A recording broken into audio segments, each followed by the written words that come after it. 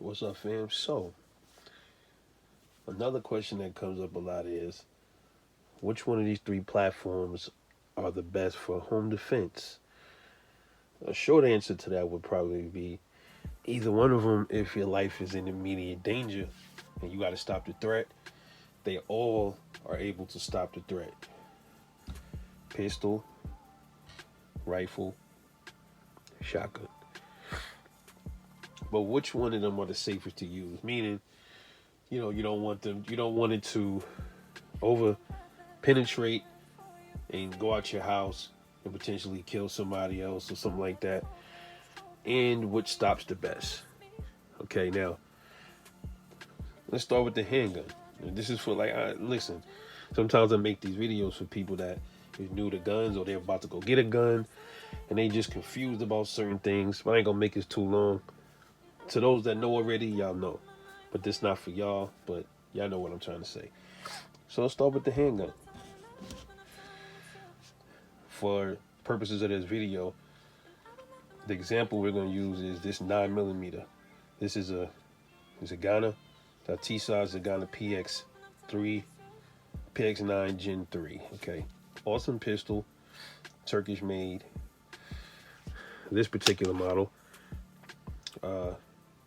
it holds. This one holds 18 rounds. Okay, so it holds 18 rounds of 9mm. This will be good for home defense. Some people even carry these, but we're talking home defense now. Good for home defense. Good capacity for home defense. 4-inch barrel, solid piece. So the 9mm cartridge, though, see, that's the thing. A lot of people, oh, my 9mm too small, it's too short. That's not gonna get the job done. For all intents and purposes, man, a handgun is relatively weak when it comes to these two platforms. Everybody know that. When it comes to a rifle or a shotgun, a handgun just can't compare. You know what I mean? It just can't. For instance, a 9mm round, as far as energy it generates, we're talking at the muzzle. It depends on what kind of ammo you're using. It depends on the grain. You know what I mean? So most 9mm standard 115 grain, 124 grain, 147 grain in the heavy stuff. You got I've seen some 125 grain nines and stuff like that. But generally, the foot pounds of energy, meaning what your ass is going to fit. What is your assailant going to feel when he get hit by this shit, okay? When he get hit by one of these 9mm rounds, what is he going to feel? How heavy is it going to hit him? How much force is generated when it slams into him? And we're assuming he's going to be right up on you, maybe 2, 3 yards, 4 yards away. So that's kind of like muzzle energy. Okay, so we're going to say the 9mm generates between 270 to like maybe 480 pounds of muzzle energy, meaning 400 pounds of pressure slamming into somebody. Can you imagine a 480-pound weight slamming you in your chest, or a 270-pound weight dropping on your chest? That is the equivalent. That's what the foot pounds mean. Okay? Or let's just say 270 people taking their feet and stomping on your damn chest. Something like that. That's no joke, man. 270 pounds of foot energy. It might sound weak compared to the other ones, but most of the time it's enough to get the job done. But the handguns, most of the time when it comes to handguns and pistols, it's like you got to make sure you hit where you're supposed to hit at. It's all about shot placement, and especially with a handgun, it's going to be definitely about where you hit them at, because there's people that have been hit in certain places and they'll keep coming until they finally drop. If they hit in a vital area, sometimes the handgun, their adrenaline still might keep them alive or whatever, but that's why they make hollow points. Even with a hollow point though, man, handguns are, look how small the barrel is. And the barrel, is right here. Okay, so you got all this energy, you got this little bit of action, right? This little bit of barrel right here to work with. Okay, it's not just that, it's the bullet is small, a little bit of powder. But like I said, you get the hot stuff, the plus P plus, it'll bring the 9mm up to like 450, 480 at the muzzle. That's serious power right there. And you get jacketed hollow points for home defense. You don't really have to worry about anything over penetrating the target, hitting somebody in your house, or hitting going outside, hitting leaving the target, leaving your house, hitting your wall, going into somebody else's house. You're not gonna really have to worry about that with a 9mm. All right. So now we take it up to the rifles. This example here is a 5.56 223. This example is an Adams Arms Crusader AA-15 piston driven AR with a 16-inch barrel. Keyword 16-inch barrel. So, the barrel, everything starts here. And for example, that's how much this barrel is going to spin the bullet. Okay, so that's a lot of fucking power, a lot of energy. This barrel alone is longer than this entire handgun. So that should give you a good comparison on why rifles ain't no joke and why they're superior to handguns, okay? In this one, just a 30 round standard. Surefire mag is in this one. 5.56. Now, AR-15 rounds, AR-15 hold, it shoots the 5.56 223 rim round, which are identical, but the 5.56 is a higher pressure round than the 223. Okay, now some will say these are terrible for home defense, and I will say that's bullshit. It depends, man. Now with the rifle, you like a high caliber rifle, not a pistol, carbine, or anything like that. With a something that shoots real rifle rounds, you have to be real careful on the ammo that you pick. Some people pick frangible ammo. You have hollow point AR-15 223 5.56 ammo that works great to hit the target. Now, why would you need something like this over a pistol? Because you might get an intruder or two. You might get one intruder that comes in the house with an AK-47. He comes in with an AK pistol. You see that a lot nowadays. A lot of these home invasions, these dudes just running in your house with ARs, AR pistols, AK pistols, AK-47 rifles. So you taking on somebody with just a handgun with that kind of firepower, you're not going to be at the advantage. Not to say you can't do it. If that's all you got, that's all you got. What I'm saying is you got a better chance if you have an AR pistol, which is a little bit more maneuverable than the rifle, but I don't have an AR pistol, so I'm using this example. They do have AR pistols that don't have this stock, or some of them with the brace. That's a whole nother topic. With that, I don't really like getting into the brace stuff. I'm not really a fan of ARs with braces. I like because it's just too much to worry about with that ATF and all that other stupid shit. So I just like AR pistols that just have the long little tube in the back. I'll keep it at that. Stay tuned though, by the way, when it comes to one of those. So I got something special coming. But anyway, this is great for self-defense. You just can't use ammo that's like super high powered, or like a regular full metal jacket that'll go through the target and go through your wall and hit somebody else outside. Because the AR-15, the 5.56 round is designed to travel 5, 6, 7 out past 500-600 yards. Okay, so that's like, we talking football fields length. Okay, so this is serious power. This is very dangerous. So you have to definitely get the right ammo if you're going to use this for self-defense in the house.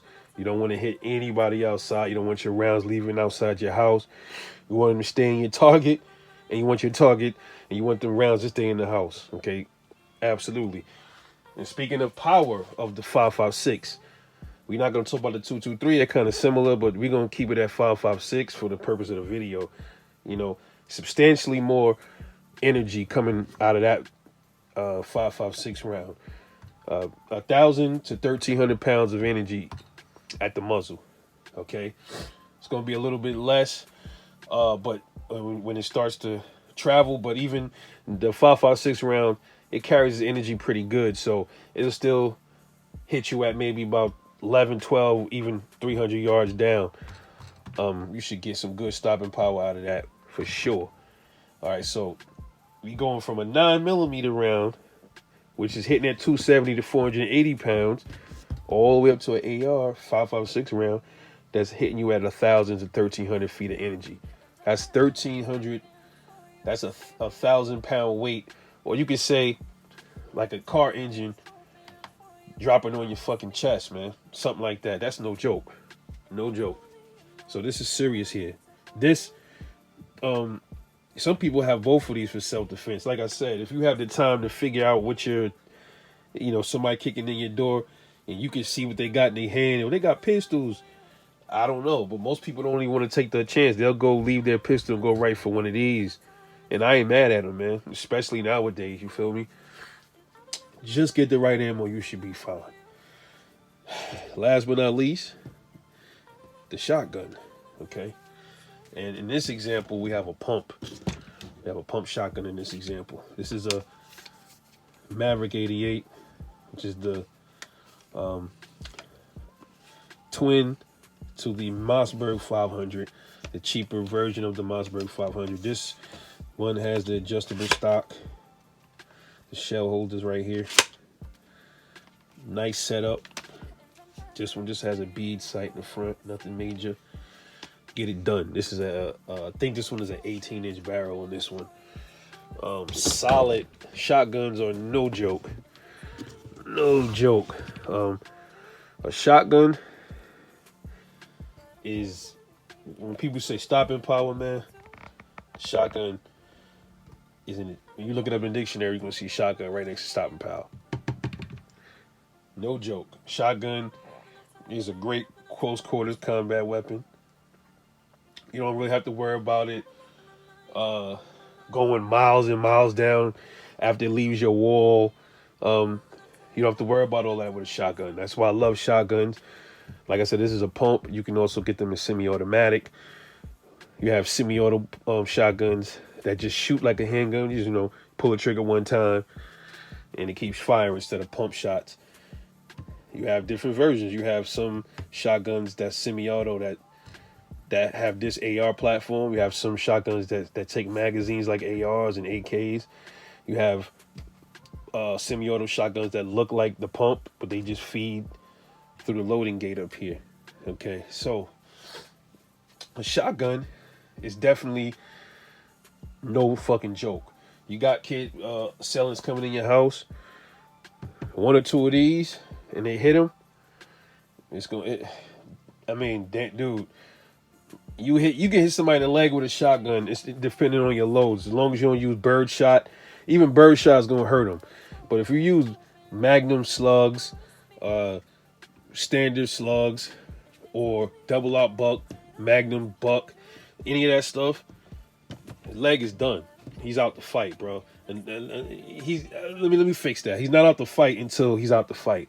Meaning, if the gun is out of his hand, he's out to fight. You don't see nothing else on him. Secure him. Do what you got to do. But you hit somebody with this in their leg. Not saying to aim for their leg. I'm just saying if the shot hit them in the leg, they more than likely gonna drop their gun and figure out why the piece of their leg is fucking missing.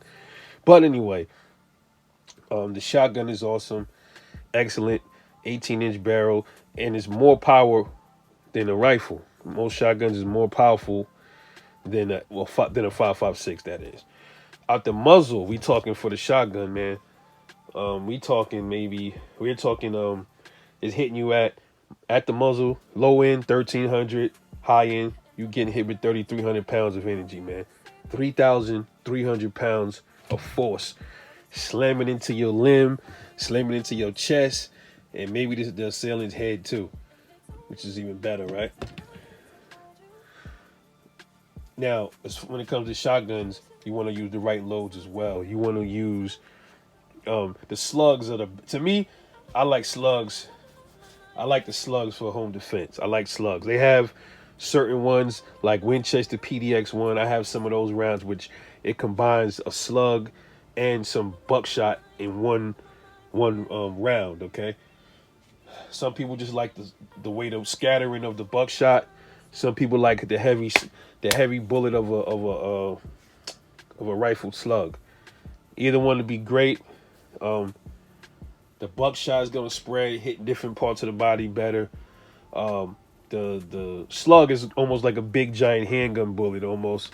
So you got to make sure you want to hit a vital with the slug. But I think even with a slug, you hit him somewhere that's not a vital, he's done. He's gonna bleed out. But what you want to do is stop the threat completely, man. If you ask me, stop the threat. Some people say, "No, you're supposed to stop until he's down." Yeah, you don't ever keep shooting anybody that's already down. Okay, unless they still have a weapon in their hand, it's different. If they don't have any weapon, you don't keep shooting. The threat is, from what they tell us, the threat is neutralized, quote unquote. Anyway, the shotgun is excellent. I would say only limit is the capacity. You don't have 15 rounds of semi-auto. I think they have some shotguns. They have 15 round semi-auto mags. It's very, very hard to find. But most of the time, you have a pump. If you have a pump, you do have certain shotguns that hold 14 rounds, like the Keltec KSG, certain shotguns like that. But most people, you don't want all of the complications and stuff to go wrong. Get you a simple pump shot, man. A Maverick 88, a Remington 870, or even better, a Mossberg 500 or a Mossberg 590, 590 A1. Or even, they got some, I have a few budget shotguns that's been great. But if you want tested reliability, proven reliability, go with a Maverick, Mossberg, Remington, or Benelli. Okay.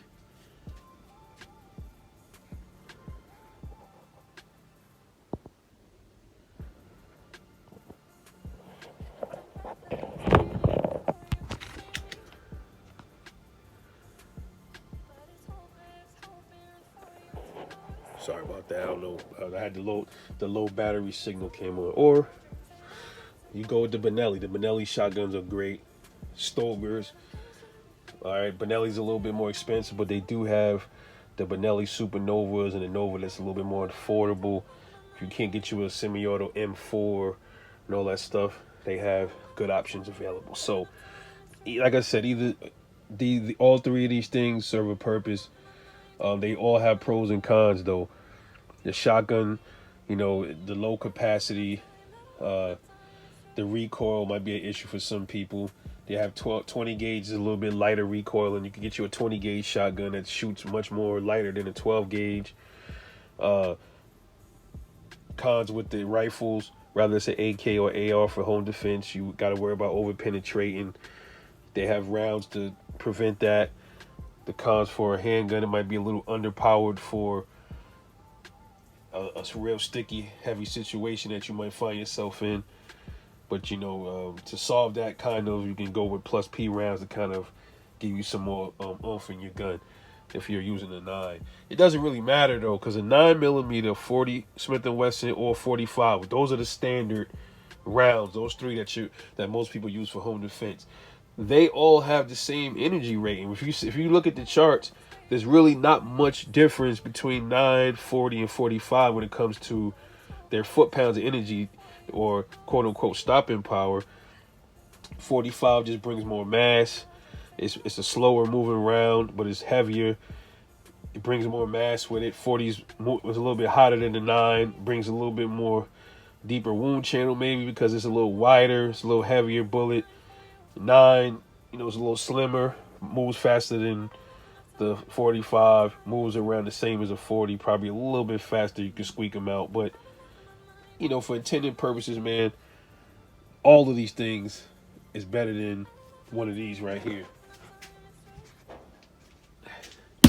For home defense. It's better than one of these. Can you imagine somebody kicking in your door? You looked in your ring camera. They got an AR. They got rifles, pistols, and this is all you got for home defense, man. Can you imagine that? That's a scary thought. Scary. And let's say you don't even have this. You're stuck in your bedroom, no gun. You can't go downstairs. You're stuck in your room, no gun, no nothing. Guess what the only option you have? 911, and they're minutes away. Your life is pretty much in danger. It's really going to be at the mercy of the criminal at that point. Anyway, I hope y'all enjoyed the video. This is Rebel 9. Catch y'all later on the next one. And I'm off this.